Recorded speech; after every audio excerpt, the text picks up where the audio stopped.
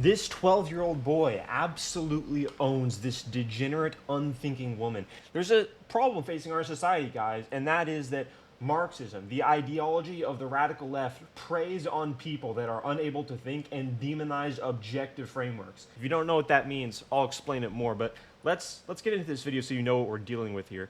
Belief that Jews should have a homeland. That's what it says. I think that's fair. I think that's fair. But Palestine wasn't empty. I'm going to analyze every aspect of this, and the first thing that you should notice is the tone of this woman is speaking to this very competent young man as if she is his mother, or maybe an aunt, and he's done something wrong, and she's trying to explain in a compassionate, adult fashion why he's made a mistake. And this is actually a deliberate tactic that she's doing, as you'll recognize later in the video when her tone totally changes.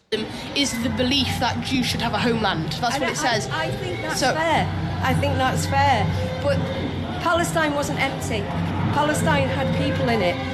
And you can't just take over a land where people are living. And emotional, incoherent argument that is not based on logic, reason, or rationality, or any sort of integrity of objectivism. Say now we plant a flag and now it's ours.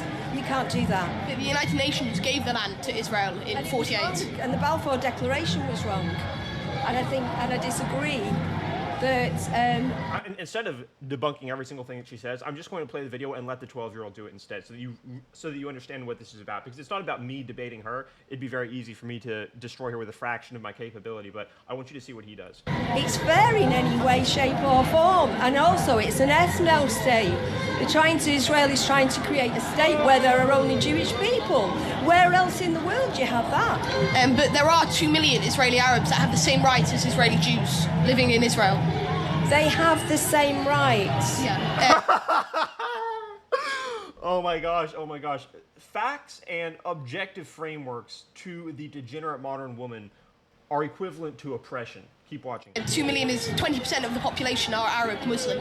Right, okay. Well, why are they trapping people? Look at her tone. Right, okay. She's talking to him like he's her son, but he's owning her. In Gaza and the West Bank then? Because they feel like in Gaza it's a response to the Hamas October 7th attacks, and I think they feel like they need to dismantle Hamas. She's asking him questions as if he's an incompetent 6-year-old, but then he replies in such an adult way that completely destroys all of her erroneous emotional presuppositions, making her tone and her argument look even more ridiculous. Hamas was set up by Israel.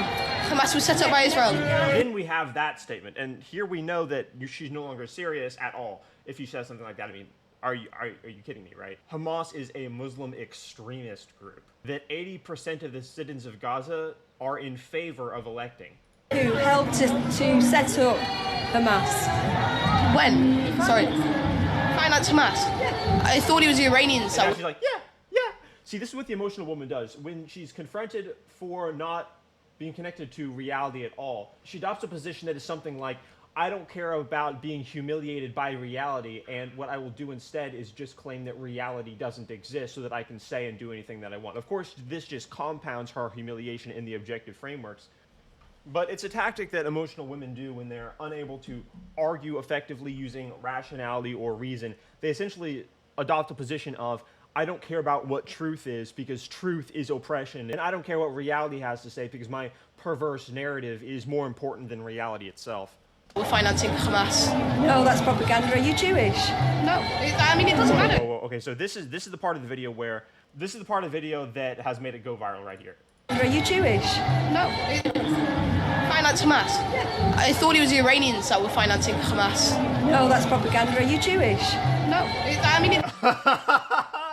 States objective facts. Are you Jewish? What the? This is what the identity politics of the left results in, guys. When you decide that virtue is bestowed upon people as a result of them adhering to a group ideology, that being Marxism, then you set yourself up for the most immoral positions as well as the most incoherent statements. To the radical leftist under Marxism, there is no such thing as validity and intrinsic merit to ideas. There is only, are you a part of the right class? This is how perverse and insane their ideology is. Beyond disturbing. It doesn't matter. No, I just wondered, but are you a Zionist?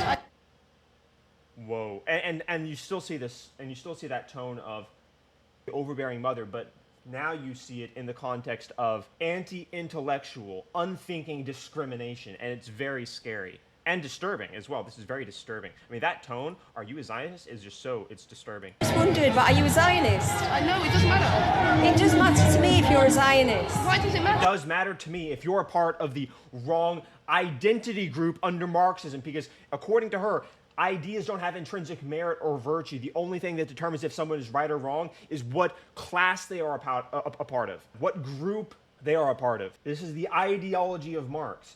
Demonization of any person that is a part of the wrong group. There's no such thing as ideas. There's no such thing as rationality or reason or objective frameworks to vet ideas. This is why she's obsessed with knowing what category can I put him in so that I no longer have to listen to what he does to say. This is what the left, if you haven't been paying attention, this is what the left has been doing for the past 8 years overtly. And before that, they've been doing it covertly. Any prominent person that they disagree with, or even not prominent person, because they do this with everyone. If they disagree with you, rather than debating your ideas, they say you are a part of the wrong group, therefore I don't have to listen to what you have to say. They do this with Andrew Tate. It doesn't even matter to them if the accusations that they make up, if the slanders, if the ad hominems have no bearing in reality. And you see this very obviously with Andrew Tate when they say he's a misogynist. Meanwhile, he has supermodels lining up that adore him. Reality has no bearing on these people. They only care about saying you are a part of the wrong group so that I don't have to listen to what you have to say. And since he's bested her, since this 12-year-old has humiliated this degenerate, destroyed woman who is captured by the radical left, and as a result has had her unthinking nature compounded, she feels desperate to do that exact same thing to a 12-year-old boy. They do this to anyone. It is the nature of their ideology, and it's repugnant. Because I want to know what your agenda is. I want to know what your agenda is by knowing what group I can put you in, rather than listening to the words that come out of your mouth.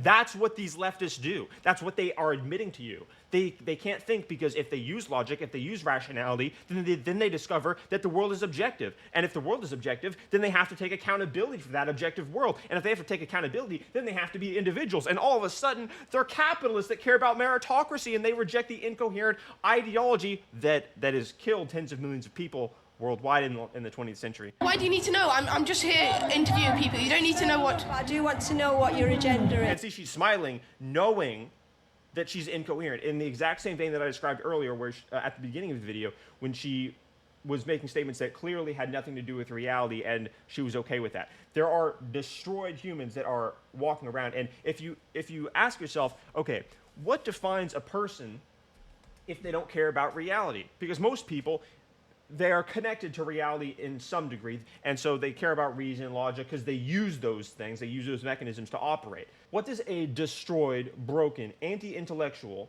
psychopathic person such as this operate from? The answer is resentment. The answer is hatred for reality.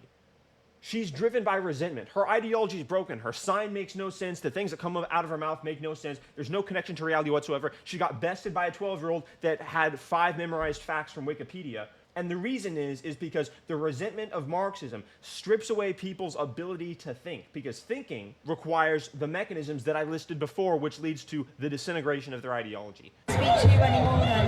Okay. You don't need to know, though. Well, I don't need to speak to you anymore then.